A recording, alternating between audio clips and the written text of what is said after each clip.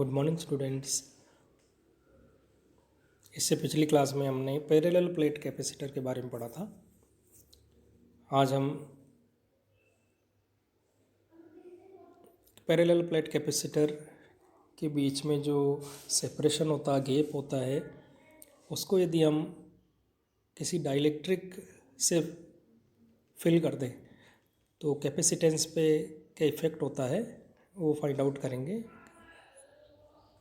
Parallel plate capacitor की capacitance जो है उसके लिए क्या फॉर्मूला होता है वो फाइंड आउट करेंगे। Let P and Q be two plates of a parallel plate capacitor which are placed at a distance d from each other। जैसा कि हमने पहले भी देखा था कि P और Q क्या है, पैरेलल प्लेट कैपेसिटर की प्लेट्स हैं और जिनमें सेपरेशन जो है वो कितना है, सेपरेशन स्मॉल d है। Let plus Q charge is given to plate P which is uniformly distributed along its surface, and due to induction minus Q charge is induced on the surface of plate Q. Now a dielectric plate of thickness d is introduced between the plates of the capacitor।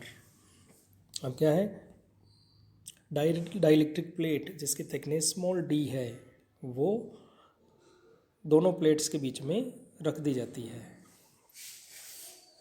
Since the thickness of the dielectric and the distance between the plates of the capacitor are exactly equal, so the whole portion of the capacitor is covered by the dielectric। क्योंकि दोनों plates जो capacitor की हैं P और Q, उनमें separation भी D है और डाइलेक्ट्रिक जो प्लेट है उसकी थिकनेस भी D है, इसलिए जो कैपेसिटर की प्लेट्स के बीच में जो गैप है, सेपरेशन, वो कम्प्लीटली फिल हो जाता है डाइलेक्ट्रिक से।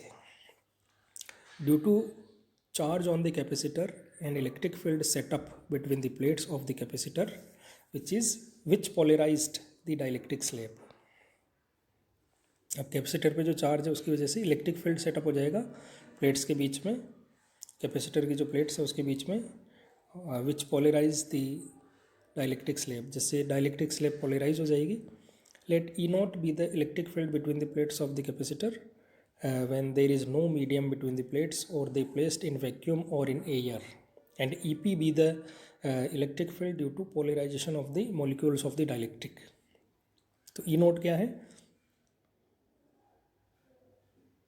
इलेक्ट्रिक फील्ड है कैपेसिटर की प्लेट्स के बीच में जब कोई भी मीडियम बीच में नहीं है, केवल या तो वैक्यूम या फिर एयर है। And E P be the electric field due to polarisation of the molecule of the dielectric. और ई पी क्या है, इलेक्ट्रिक फील्ड है डाइलेक्ट्रिक के जो मॉलिक्यूल्स हैं उनके पोलराइजेशन की वजह से जो फील्ड जनरेट हुआ है वो ई पी है। Also consider P is the polarisation density. P क्या है, पोलराइजेशन डेंसिटी है। Now resultant electric field E is equals to E naught plus E P. Resultant electric field E is equals to E naught plus E P. Now EP is equals to P upon epsilon naught। EP is equals to P upon epsilon naught। Since E naught and EP are lying in opposite direction, so from equation 28 and 29, क्योंकि EP और E naught दोनों opposite directions में हैं, इसलिए जो resultant electric field होगा उसके लिए इक्वेशन हो जाएगी E is equals to E naught minus P upon epsilon naught। And we know that the potential between the plates V is equals to E into D। V is equals to E into D, so V will be equal to E naught minus P upon epsilon naught into D। V is equals to E naught minus P divided by epsilon naught into D। Since charge Q does not change on placing the dielectric slab between the capacitor, and hence the capacitance of the capacitor will be, dielectric slab रखने से plates के बीच में Q change नहीं होता है, सो capacitance कितनी हो जाएगी पैरेलल प्लेट कैपेसिटर की, C is equals to Q upon V। C is equals to Q upon V and C is equals to Q upon E naught minus P upon epsilon naught into D। If the capacitance of the capacitor in the absence of the dielectric is represented by C naught, then C naught is equals to Q upon V। Dielectrics slab जब नहीं रखी है तब capacitance मान लो सी naught है, तो C naught is equals to Q upon V होगी, and this will be equal to Q upon E naught into D, क्योंकि वी क्या है, ई नॉट इंटू डी के इक्वल होगा। V is equals to E naught D, या V is equals to E naught into D. So C naught will be equal to Q upon V is equals to Q upon E naught into D. Now from equation 32 and 33 we have 32 को यदि हम 33 से divide करें तो equation हमें मिलेगी C upon C naught is equals to E naught upon E naught minus P upon epsilon naught. C upon C naught is equals to E naught upon E naught minus P upon epsilon naught. And